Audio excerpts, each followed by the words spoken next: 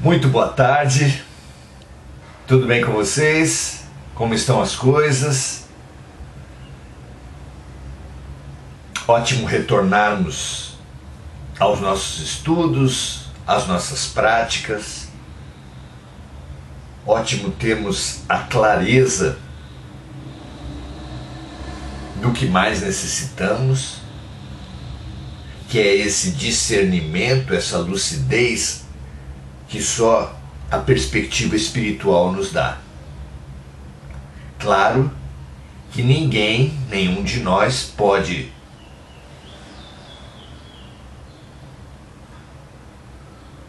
dar a ninguém a lucidez espiritual. Aliás, claro que nenhum de nós pode sequer arrogar, possuir essa lucidez, quanto mais transmitir. Mas é evidente que todos nós precisamos localizar nessa lucidez o grande bem, a grande ferramenta, a grande potência da alma.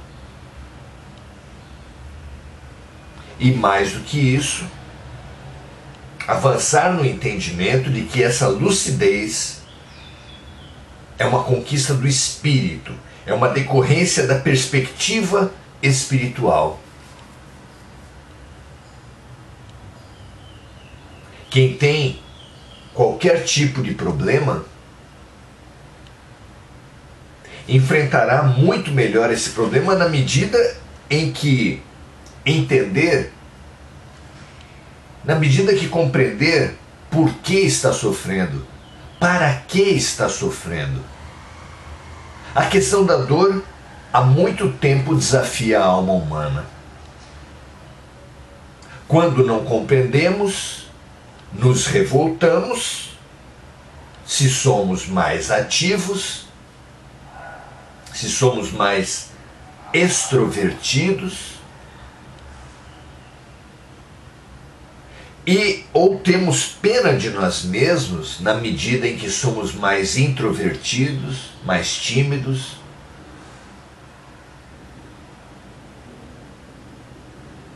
Ou, o mais certo ainda, as duas coisas, conforme oscilamos entre um estado e outro.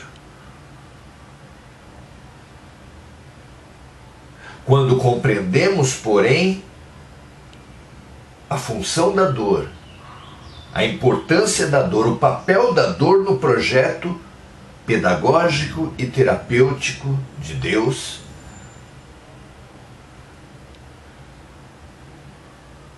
alcançamos uma muito maior capacidade de não apenas atravessar as dores, mas aproveitar as dores. Assimilar o que a vida, o que Deus estão querendo transmitir, do que a vida está querendo nos libertar, nos curar. Porque estamos sim numa escola e num hospital perfeitos, onde absolutamente tudo é terapêutico e pedagógico e exato para a nossa necessidade, para o nosso caso, para o nosso momento.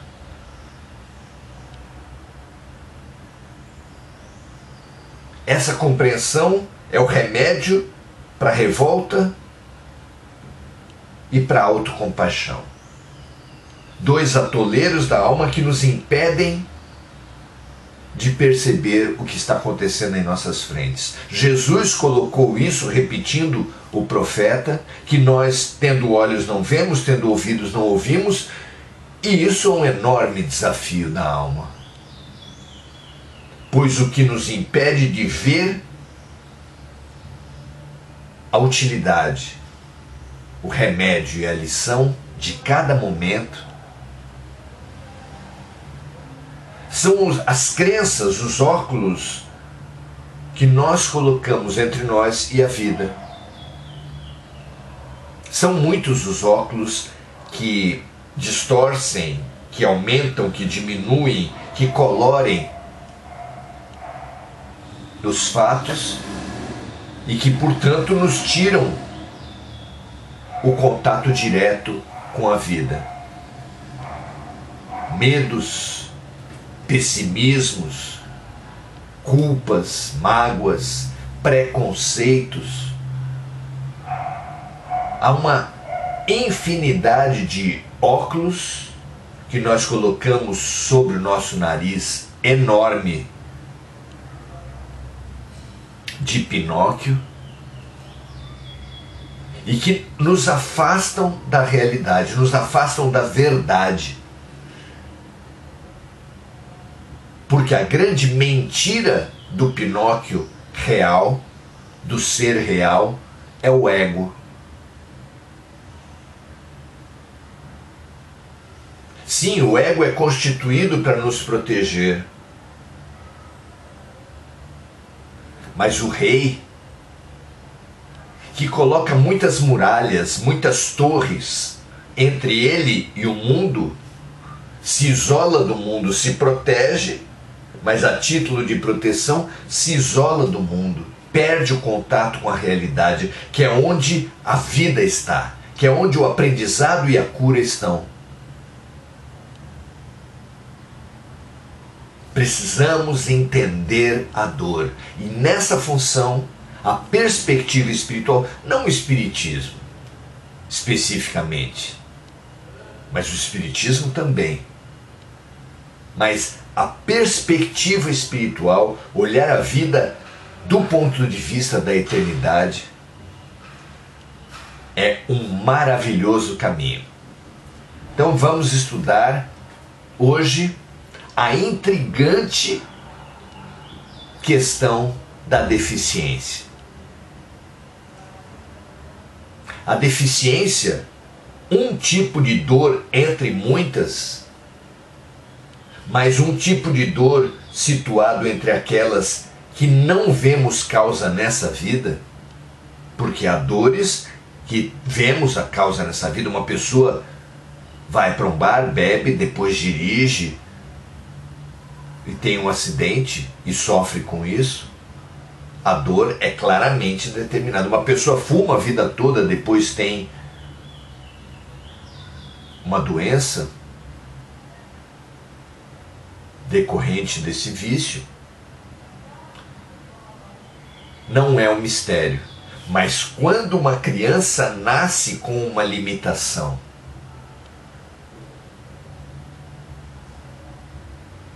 as chamadas deficiências, em alguns tempos, os nomes vão se atualizando.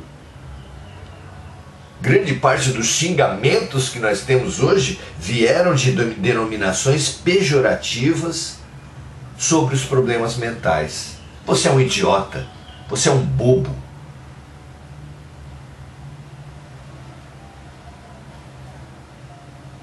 Curioso entender isso, né?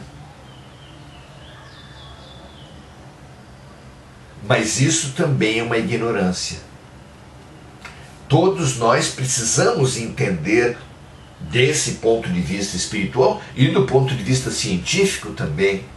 Aqui hoje nós nos limitaremos ao olhar espiritual sobre as deficiências, até porque, como disse Caetano Veloso num verso muito inspirado da música Vaca Profana, de perto ninguém é normal.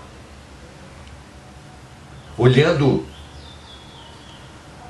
detalhadamente, conforme o ponto de vista, perceberemos anormalidades em todos nós.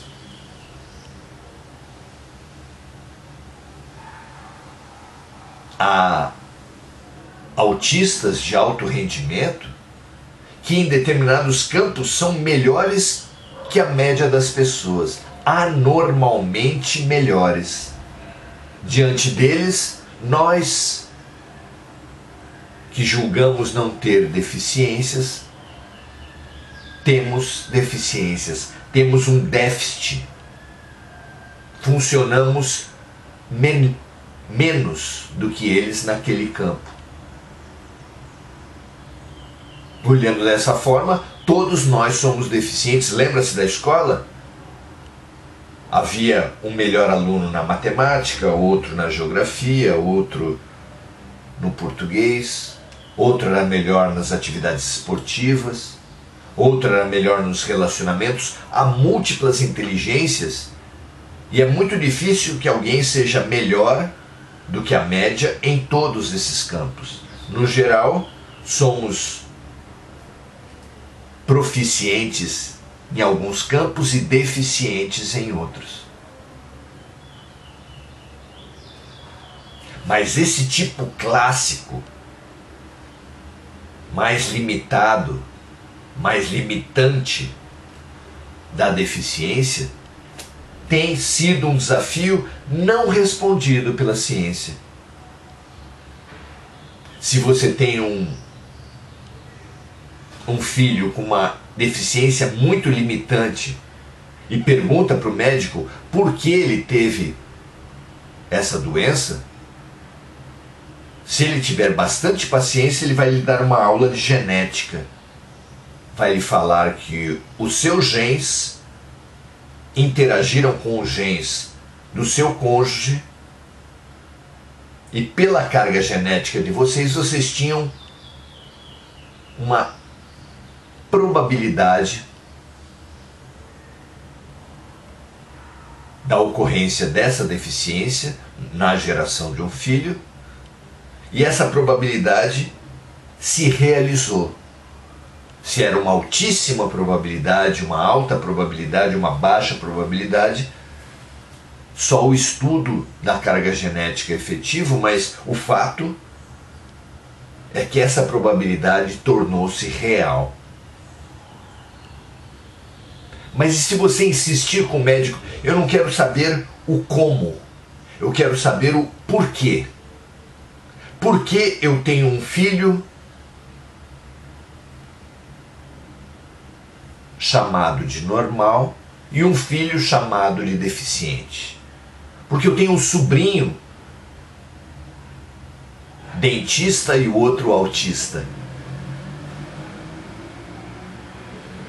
Qual a origem das diferenças, até dos talentos também, mas das deficiências humanas? Isso o seu médico não saberá lhe dizer, baseado na teoria das probabilidades, que tem o estudo das probabilidades tem como princípio gerador o acaso. Sem o princípio do acaso não há por que falar de probabilidades. E o acaso e as probabilidades altas ou baixas só lhe permitem dizer que um evento ocorreu por sorte ou por azar. Mas convenhamos, quem está intrigado, quem está desafiado pela vida por uma doença que ocorreu num familiar, terá muito pouco avanço, nenhum consolo, nenhum remédio para a revolta e para a pena de si mesmo, ao saber que deu azar. Não é verdade? Como compreender, então, para além da ciência materialista, para além das probabilidades, para além da genética, a ocorrência das doenças e limitações congênitas? Vamos lá? Temos como nosso roteiro O Livro dos Espíritos, de Allan Kardec, onde as perguntas interessantíssimas são feitas por Allan Kardec e as respostas vêm de espíritos avançados. Hoje estamos na segunda parte do capítulo 7, que tem como título geral A Reencarnação. Estamos no item Deficiências Mentais, que pega as questões hoje, abrangendo as questões 371 a 372A. Vamos lá? Kardec pergunta assim: a opinião de que os deficientes mentais possuem uma alma de natureza inferior tem fundamento? como eu já falei aqui, muitos dos nossos xingamentos partiram de nomenclaturas que designavam o deficiente mental, como idiota, como bobo, mongoloide, muitas. Por quê?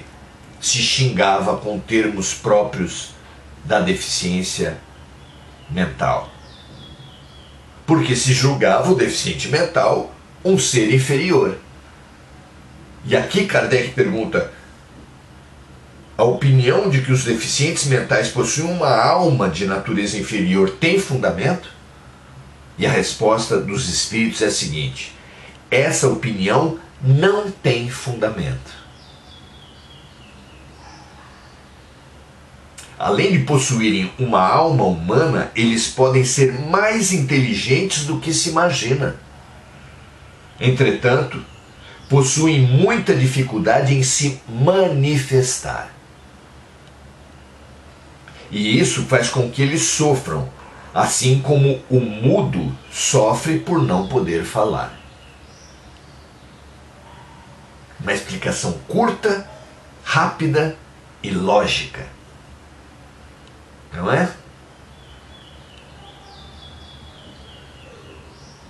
Questão número 372. Com que objetivo Deus permite a reencarnação de loucos e de doentes mentais? É a pergunta que citamos anteriormente, de um pai, de uma mãe, perante um filho com limitações, e que se pergunta para os técnicos, pergunta para as pessoas com que objetivo, por quê? Não é? E a resposta para Allan Kardec veio da seguinte forma: os espíritos que habitam os corpos dos doentes mentais são aqueles que estão expiando erros cometidos em existências anteriores. Claro, sem compreender que a vida não começa no berço e não acaba no túmulo, só poderíamos dar razão à tese do acaso, do azar. Mas sabedores de que não é assim, de que a vida não começa no berço e não acaba no túmulo, emerge como claro que a causa de um problema que não começou no berço, que não começou no nascimento, que não começou na gestação, que não começou nem mesmo no arranjo genético surgido na concepção,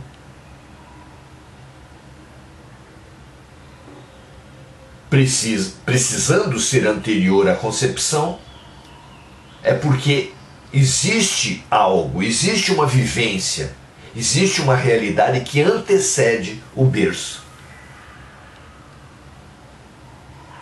E aí sim, as vidas anteriores emergem como a grande explicação.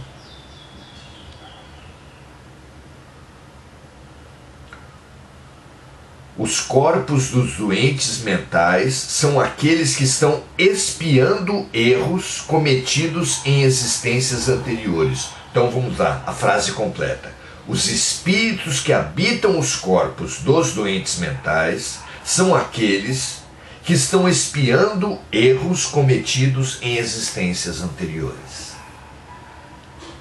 Tudo fica lógico, claro e justo. E eles continuam na resposta. Esses espíritos sofrem pelo constrangimento a que estão sujeitos e pela dificuldade que encontram em se manifestar por meio de órgãos não desenvolvidos ou defeituosos.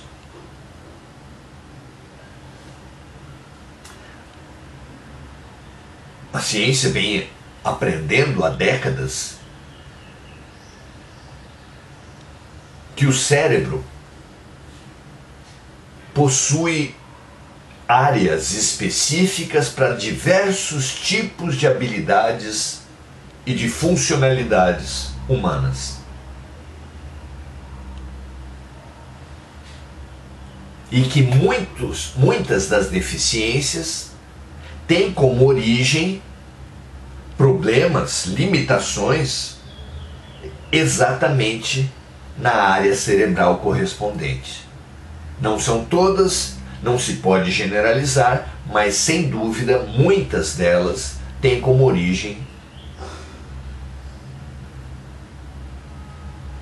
limitações em áreas cerebrais específicas.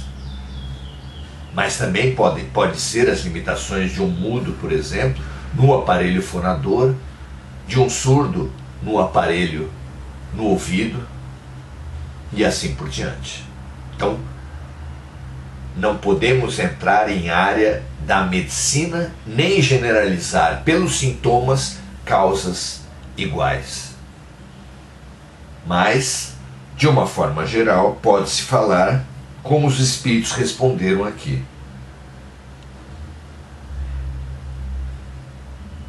Que os espíritos dos seres que vivem a deficiência sofrem pelo constrangimento a que estão sujeitos pela dificuldade que encontram em se manifestar por meio de órgãos não desenvolvidos ou defeituosos. Essa é a questão 372. E a questão 372A, Kardec formula da seguinte forma: nesse caso, os órgãos têm influência sobre as faculdades? Já viemos discutindo essa questão no estudo anterior.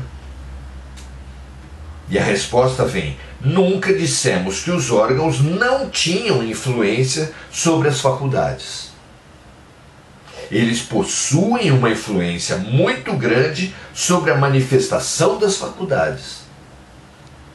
Porém, não são os órgãos que produzem as faculdades, e aí está a diferença. Um bom músico com um instrumento ruim, foi a mesma figura que nós usamos em estudos anteriores. Então, um bom músico com um instrumento ruim não produzirá boa música, mas isso não o impede de ser um bom músico. Não é? Claro. Clara a comparação, lúcida a resposta. Se for dado um instrumento muito ruim, um pianinho de criança, para um grande concertista, a música que resultará será necessariamente ruim, perante o padrão de um músico bom com um instrumento bom. Perante o padrão de qualquer pessoa tocando num instrumento, num pianinho de criança, se esse for o padrão, aí a música que resultará será surpreendente. Mas, no geral, para o padrão da execução de uma música clássica, será uma música ruim. Mas o fato de um grande concertista gerar uma música ruim num piano infantil ou desafinado não tira dele a condição de ser um grande concertista. E Kardec faz o seguinte comentário: é necessário distinguir o corpo físico sadio do corpo físico doente. No estado normal, o moral supera o obstáculo que o corpo físico lhe opõe. Então,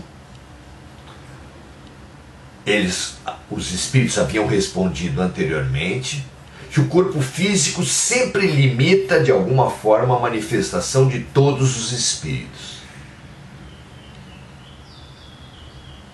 Na média dos casos, responde ele agora, o moral supera o obstáculo que o corpo físico lhe opõe.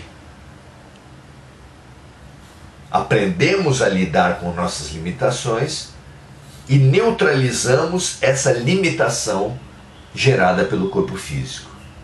Isso acontece no estado normal. No estado doente, continua Kardec, o corpo físico oferece tanta resistência que as manifestações ficam limitadas ou descaracterizadas. Ou melhor, não são entendidas. É o caso dos idiotas e dos doentes mentais. Ao tempo de Kardec, usava-se essa palavra para designar a idiotia, para designar uma doença, e não um xingamento como acabou sendo posteriormente. Então, repisando a ideia trazida por ele, no estado doente, o corpo físico oferece tanta resistência que as manifestações ficam limitadas ou descaracterizadas ou distorcidas e não são entendidas. É o caso dos idiotas e dos doentes mentais. Grande parte da angústia do doente mental é ele não entender a sua doença, e grande parte do seu não entendimento vem do não entendimento das pessoas que estão à sua volta. Claro, se as pessoas à sua volta são revoltadas, são tomadas pela tese de que o deficiente tem um espírito inferior,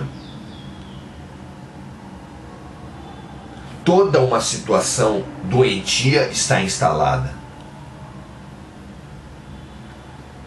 O espírito, já vivendo a limitação de um corpo físico que dificulta a sua expressão, ainda é culpado por aqueles que estão à sua volta, pela doença e pela limitação que tem.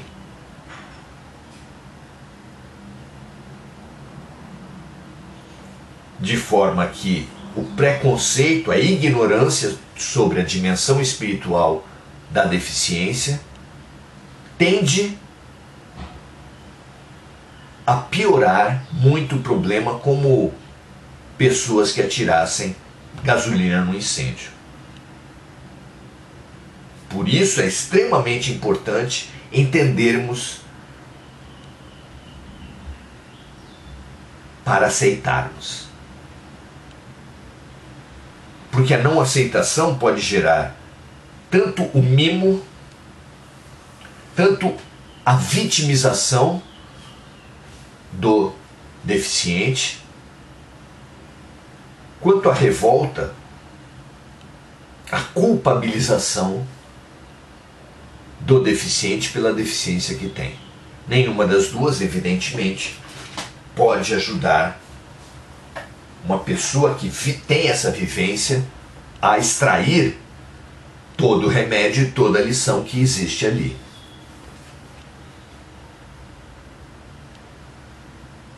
Continua o comentário de Kardec. Nesses casos, o espírito não pode desfrutar de toda a sua liberdade, no caso da deficiência, e a própria lei humana o isenta da responsabilidade de seus atos. São os doentes mentais com uma gravidade maior, que às vezes o espírito se irrita tanto por ter um instrumento musical, um veículo deficitário, que ele surta, que ele explode, que ele impinge violências às pessoas à sua volta ou a ele mesmo. Exatamente por não compreender, por não entender, e ele não entende, não compreende, não aceita, se revolta, porque as pessoas à sua volta não compreendem, não aceitam e se revoltam. Nenhuma dor é mais dolorida do que a dor não compreendida.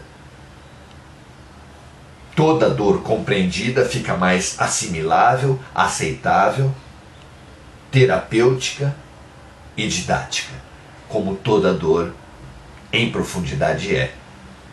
Mas se torna muito mais terapêutica, muito mais didática, quando nós entendemos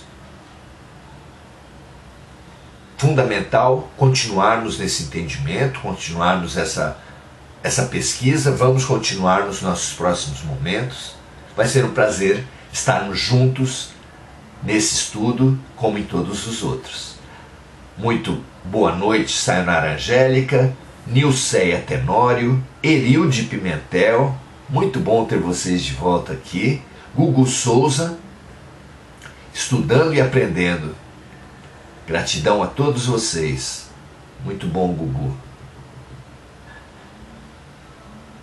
Adelaide Dias, Domingo Natalo, Andréa Santos, Enir Cajazeira, Rosa Nepomuceno, André Salvatore e Maria José Sobral. Avançar. Avançar sobre cada caso das pessoas será avançar sobre nós mesmos e avançar na vida. Vamos avançar? Amanhã, 18 horas, estaremos aqui novamente. Venha conosco, vamos continuar a nossa fraternidade, o nosso movimento de confraternização, afetividade e também de entendimento, de efetividade. Até amanhã, ótimo final de noite para vocês, um grande abraço a todos.